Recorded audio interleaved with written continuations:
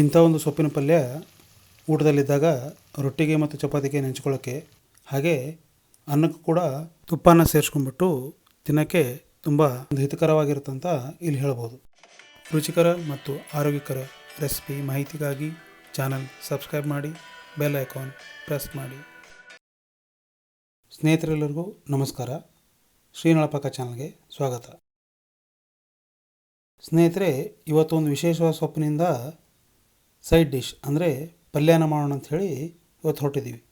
ಇದು ಯಾವ ಸೊಪ್ಪು, ಇದನ್ನು ಯಾವ ರೀತಿಯಾಗಿ ಪಲ್ಯವನ್ನು ಮಾಡಬೇಕು ಮತ್ತು ಎಷ್ಟು ರೀತಿಯಾಗಿ ಇದನ್ನು ನಾವು ಊಟದಲ್ಲಿ ಬಳಸ್ಕೋಬೇಕು ಅನ್ನೋದನ್ನು ಈ ಮುಂದಿನ ವಿಡಿಯೋದಲ್ಲಿ ನಾವು ನೋಡ್ತಾ ಹೋಗೋಣ.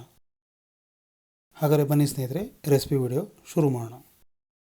ಸ್ನೇಹಿತರೆ, ನಾವಿಲ್ಲಿ ಬಳಸ್ತಿರತಕ್ಕಂತಹ ಸೊಪ್ಪಿನ ಹೆಸರೇನಪ್ಪ ಅಂತಂದರೆ ರಾಜಗಿರಿ ಸೊಪ್ಪು ಅಂಥೇಳಿ. ಇದು ಉತ್ತರ ಕರ್ನಾಟಕ ಕಡೆ ಹೆಚ್ಚಾಗಿ ರೊಟ್ಟಿಯೊಂದಿಗೆ ಚಪಾತಿಯೊಂದಿಗೆ ತಿನ್ನೋಕ್ಕೆ ಅಥವಾ ನೆಂಚ್ಕೊಳ್ಳೋಕ್ಕೆ ಇದನ್ನು ರೆಡಿ ಮಾಡ್ತಾರೆ. ಇದು ನಿಮಗೆ ಎರಡು ರೀತಿಯಲ್ಲಿ ಸಿಗುತ್ತೆ. ಒಂದು ಗ್ರೀನ್ನಲ್ಲಿ ಸ್ವಲ್ಪ ವೈಟಿಶ್ ಆಗಿ ನಿಮಗೆ ಇಲ್ಲಿ ಸಿಗುತ್ತೆ. ಎರಡನೇದು ಈಗ ತಾವು ನೋಡ್ತಿರೋ ಹಾಗೆ ಗ್ರೀನ್ನಲ್ಲಿ ಸ್ವಲ್ಪ ರೆಡಿಶ್ ಅಂದರೆ ಕೆಂಪು ಬಣ್ಣದಿಂದ ಕೂಡಿ ಇಲ್ಲಿ ಈ ರೀತಿಯ ಸೊಪ್ಪು ದೊರಕುತ್ತೆ. ನೀವು ಎರಡೂ ಕೂಡ ಸೊಪ್ಪನ್ನು ಪಲ್ಯ ಮಾಡಿದಾಗ ಒಂದೇ ರೀತಿಯಾದ ರುಚಿ ಇಲ್ಲಿ ಸಿಗ್ತದೆ ಅಂತ ನಾವು ಹೇಳ್ಬೋದು. ಈ ಒಂದು ಸೊಪ್ಪು ಆರೋಗ್ಯ ಕೂಡ ಹಿತಕರ, ಹಾಗೆ ನಮ್ಮ ದೇಹಕ್ಕೆ ಶಕ್ತಿಯನ್ನು ಕೂಡ ಕೊಡುತ್ತೆ. ಈ ಸೊಪ್ಪು ಪಲ್ಯ ಮಾಡೋದು ತುಂಬ ಸರಳ ವಿಧಾನ. ಮೊದಲು ನಾವು ಇಲ್ಲಿ ಸೊಪ್ಪನ್ನು ಚೆನ್ನಾಗಿ ಬಿಡಿಸ್ಕೊಂಡ್ಬಿಟ್ಟು ಅದನ್ನು ಕಟ್ ಮಾಡ್ಕೊಂಬಿಟ್ಟು ನೀರಲ್ಲಿ ಚೆನ್ನಾಗಿ ವಾಶ್ ಮಾಡ್ಕೊಂಬಿಟ್ಟು ಸೋಸ್ಕೋತಾ ಇದ್ದೀವಿ. ಅಂದರೆ ಇದರಲ್ಲಿ ಕಸ ಕಡ್ಡಿ ಹುಳ ಪಟ್ಟು ಇದ್ದರೆ ಅದು ಕ್ಲೀನ್ ಆಗಿಬಿಟ್ಟು, ಮಣ್ಣೆಲ್ಲ ಡಸ್ಟ್ ಇದ್ದರೆ ಅದು ಕ್ಲೀನ್ ಆಗಿಬಿಟ್ಟು ನಮಗೆ ಸೊಪ್ಪನ್ನು ಇಲ್ಲಿ ಪಲ್ಯ ಮಾಡೋಕ್ಕೆ ಯೂಸ್ ಮಾಡ್ಕೋಬೋದು. ಮೊದಲು ನಾವಿಲ್ಲಿ ಒಂದು ಪಾತ್ರೆನ ತೊಗೋತಾ ಇದ್ದೀವಿ. ಅದಕ್ಕೆ 3 ಚಮಚದವರೆಗೂ ಎಣ್ಣೆನ ಹಾಕ್ಕೋತಾ ಇದ್ದೀವಿ.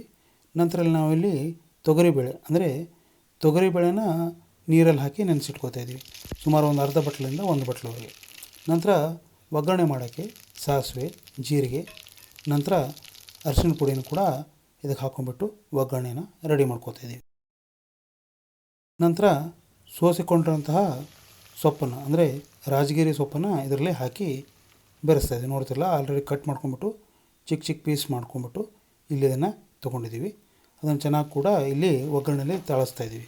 ಅಂದರೆ ಸೊಪ್ಪು ಒಗ್ಗರಣೆಯೊಂದಿಗೆ ಚೆನ್ನಾಗಿ ಮಿಕ್ಸ್ ಆಗಿ ನಾವಿಲ್ಲಿ ಅದನ್ನು ಬೇಯಿಸೋ ಹಾಗೆ ನೋಡ್ಕೋಬೇಕು.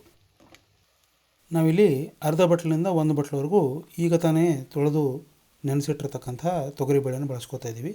ನಿಮಗೆ ಎಷ್ಟಾಗಿದ್ದರೆ ಇಲ್ಲಿ ನೀವು 1 ಬಟ್ಲವರೆಗೂ ಕೂಡ ಬಳಸ್ಕೋಬೋದು. 3 ದಂಟಿನ ಸೊಪ್ಪಿಗೆ ಇಲ್ಲಿ ನಾವು 1 ಬಟ್ಲ ಬೇಳೆನ ಹಾಕ್ಕೋತಾ ಇದ್ದೀವಿ. ಇದನ್ನು ಕೂಡ ಚೆನ್ನಾಗಿ ಮಿಕ್ಸ್ ಆಗೋ ಹಾಗೆ ನೋಡ್ಕೋಬೇಕು. ನೀರಿನಲ್ಲಿ ನಾವು ಇದು ತೊಳೆದಿರೋದ್ರಿಂದ ಕೂಡಲೇ ಏನಪ್ಪ ಅಂದರೆ ಪಲ್ಯದೊಳಗೆ ಬೆಂದುಬಿಡುತ್ತೆ. ಇಲ್ಲಿ ನಾವು ಸ್ಪೈಸಿ ಟಚ್ಗಾಗಿ 3 ಮೆಣಸಿನಕಾಯಿನ ಬಳಸ್ತಾ ಇದ್ದೀವಿ, ಗ್ರೀನ್ ಚಿಲ್ಲಿ. ಇಲ್ಲಿ ನಾವು ಇಷ್ಟಪಡೋ ಹಾಕಿದರೆ 5 ಕೂಡ ಮೆಣಸಿನ್ಕಾಯಿನ ಹಾಕೋಬೋದು. ನೋಡ್ತಾ ಇದ್ದಿಲ್ಲ, ಚಿಕ್ಕ ಚಿಕ್ಕ ಪೀಸ್ ಮಾಡ್ಕೊಂಬಿಟ್ಟು ಇದರಲ್ಲಿ ಹಾಕೋದ್ರಿಂದ ಇದು ಸ್ಪೈಸಿ ಟಚ್ ಕೂಡ ಇದರಲ್ಲಿ ಸಿಗುತ್ತೆ. ಇದನ್ನು ಚೆನ್ನಾಗಿ ಬೆರೆಸ್ಕೊಂಡ್ಬಿಡಬೇಕು, ಅಂದರೆ ಪಲ್ಯ ಚೆನ್ನಾಗಿ ಬೆಂದು ಬರುತ್ತೆ. ನಂತರ ನಾವು ಮತ್ತೆ ಈಗ 1 ಟೀ ಸ್ಪೂನಷ್ಟು ಎಣ್ಣೆನ ಆ್ಯಡ್ ಮಾಡ್ತಾಯಿದ್ದೀವಿ. ಅದರಿಂದ ಈ ಪಲ್ಯದಲ್ಲಿ ಹೆಚ್ಚಿನ ಒಂದು ಸ್ವಾದ ಮೂಡಿಬರುತ್ತೆ. ನಂತರ ಇದಕ್ಕೆ ರುಚಿಗೆ ತಕ್ಕಷ್ಟು ಉಪ್ಪನ್ನು ಸೇರಿಸ್ಕೋಬೇಕು.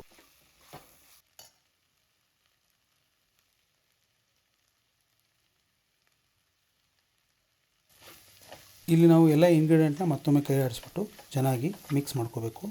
ನಂತರ ಇದಕ್ಕೆ ಒಂದು ಅರ್ಧ ಬಟ್ಲದಷ್ಟು ನೀರನ್ನು ಹಾಕ್ಕೋತೀವಿ. ಕಾರಣ ಅದರಿಂದ ಪಲ್ಯ ಚೆನ್ನಾಗಿ ಬೆಂದ್ಬಿಟ್ಟು ಸ್ವಾದ ಹೆಚ್ಚಿಗೆ ಮೂಡಿಬರುತ್ತೆ.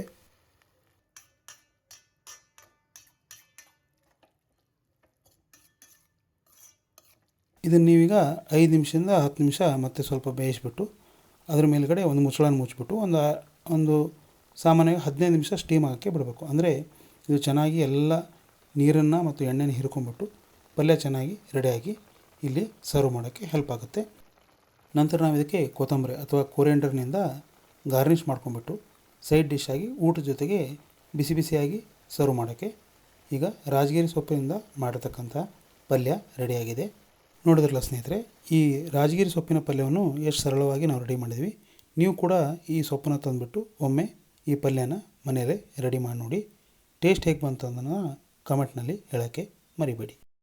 ಮತ್ತು ರೆಸಿಪಿ ಮಾಹಿತಿ ನಿಮಗೆ ಇಷ್ಟ ಆದಲ್ಲಿ ವಿಡಿಯೋನ ಲೈಕ್ ಮಾಡಿ, ಹೆಚ್ಚು ಶೇರ್ ಮಾಡಿ, ಮತ್ತು ಚಾನಲ್ಗೆ ಸಪೋರ್ಟ್ ಮಾಡೋಕ್ಕೆ ಸಬ್ಸ್ಕ್ರೈಬ್ ಮಾಡೋದು ಕೂಡ ಮರಿಬೇಡಿ.